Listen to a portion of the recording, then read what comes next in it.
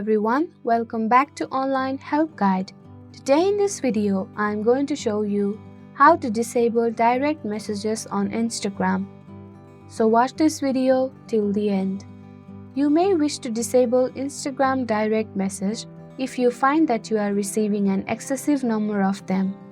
Not all the time you would wish to see flooded DMs.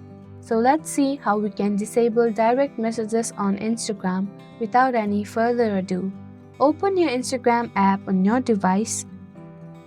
Go to your profile by clicking the bottom right icon. Tap the three-line menu symbol in the upper right corner. Tap on Settings. On Settings page, tap Privacy. Scroll downwards on Privacy page. Tap on Messages. Scroll downwards direction. Click on Others on Instagram. Tick on Do Not Receive Request button.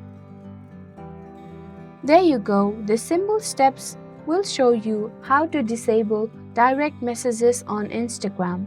Thank you for watching Online Help Guide. Hope this video was helpful. If it was, then hit the like button and comment down if you have any questions or feedbacks. Also, if you are new to our channel, subscribe and hit the bell icon on our channel so that you don't miss our upcoming videos.